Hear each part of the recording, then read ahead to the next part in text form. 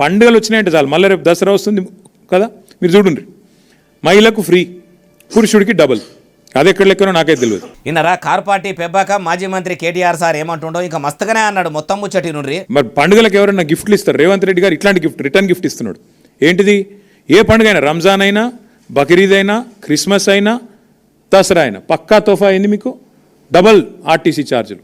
మీరు చూడండి, రేపు మళ్ళీ టికెట్లు దయచేసి తెలంగాణ ప్రజలు చూడాలని చెప్పి కోరుతా ఉన్నాను నేను. అయ్యా మాజీ మంత్రి కేటీఆర్ సారు, మీ కారు పార్టీ ఏలుబడలో ఉన్నప్పుడు మీరు ఎసొంటి పథకాలు పెట్టిండ్రు సారు. ఇంట్లో ఎంతమంది ఉంటే అంతమందికి పథకాలు వచ్చేటట్టు అమలు చేసిర్రా ఎట్లా?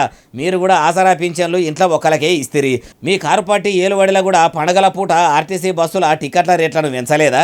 ఇప్పుడు ఏదో మీరు మొత్తం మంచిగా చేసినట్టు మస్తుగానే మాట్లాడుతున్నారు, కానీ అంతగానో మంచి పనులు చేస్తే అధికారంలోకి రానియకుండా మిమ్మల్ని జనం ఎందుకు గద్దె దించుతారు? మీ 10 ఏళ్ల పాలన నచ్చగానే పబ్లిక్ ఏరికోరి షెయి సర్కార్ను గెలిపించుకున్నారు కదా సారు. ఇప్పుడు మీరు ఇట్లా కాంగ్రెస్ పార్టీ వాళ్ళ గురించి కాయిస్గా చెప్తుంటే ఎట్లున్నదంటే, దొంగనే వచ్చి దొంగ గురించి దొంగ దొంగ అని చెప్పినట్టు ఉన్నది.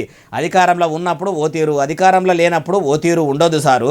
అధికారంలో ఉన్నా లేకున్నా ఇట్లనే మాట్లాడితే, ప్రజలకు మంచి చేసి పెడితే ఏ రాజకీయం పార్టీ తెలంగాణలో ఆగం కాదు అంటుర్రు ఈ ముచ్చటిన్నోళ్ళు.